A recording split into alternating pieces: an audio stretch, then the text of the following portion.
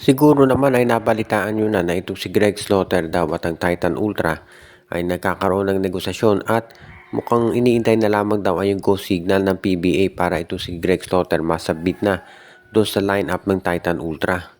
Pero meron ngayong mga lumalabas na report na baka daw ang mangyari ito si Greg Slaughter ay i-trade sa San Miguel Beer sa bandang huli.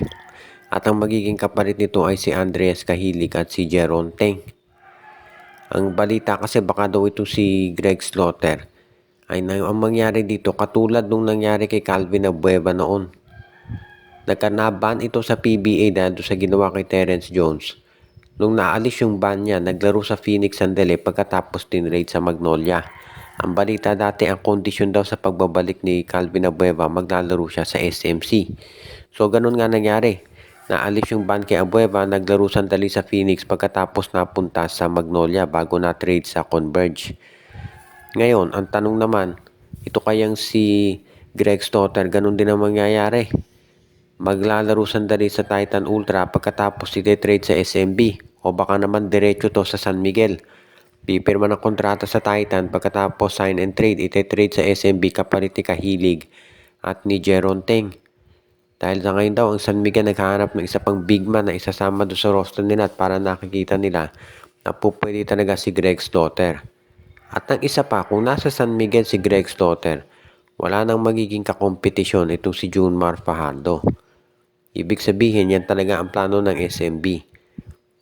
Of course, siyempre, ang gusto natin makita sa PBA, magkaroon ng kompetisyon si Junmar Fajardo.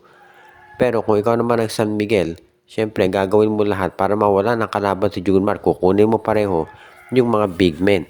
Kaya nasa PBA na lamang yan.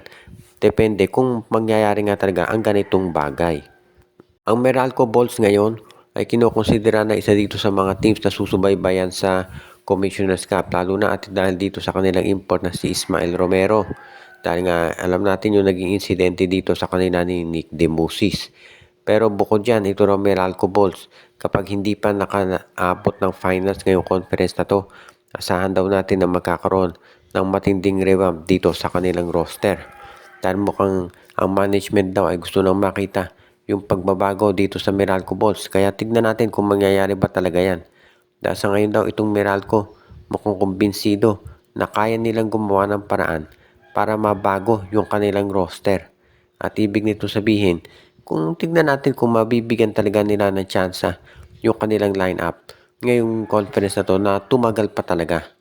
Kasi as it is, alam naman natin na itong Meralco Bulls mukhang kinakailangan daw talaga ng mas matindi na mga players para naman makaabot sila dito sa iniintay nila sa finals. Pero kung sakasakali na hindi nga nila magawa yan, magkakaroon daw ng revamp dito at baka pati si Chris Newsome maalis na dito sa Bulls at matrade na sa TNT. So marami pang mga teams at mga players daw ngayon na pwedeng ma-involve dito sa gagawing move ng Meralco. Pero lahat ng yan nakasalalay lamang dito sa magiging laro nila kung sila talaga ay gagawa ng hakbang. Ibig sabihin, kung ito bang Meralco Bulls ngayon ay tatanggapin nila na kinakailangan na i-dismantle yung team nila para makapagbuo ng mas competitive na lineup. Parang yan daw ngayon yung pinag-aaralan nitong Meralco. At yung titignan natin kung mangyayari talaga yan dahil sa kasalukuyan itong Meralco Bulls. Mukhang yan daw ang pinag-iisipan nila kung kanilang magagawa. Dahil kung hindi nila magagawa yan, baka maging para silang NLEX Road Warriors na palagi na lamang hanggang quarters o semis pagkatapos hindi na nakakaabot sa finals. Hindi katulad ng kanilang sister team na TNT.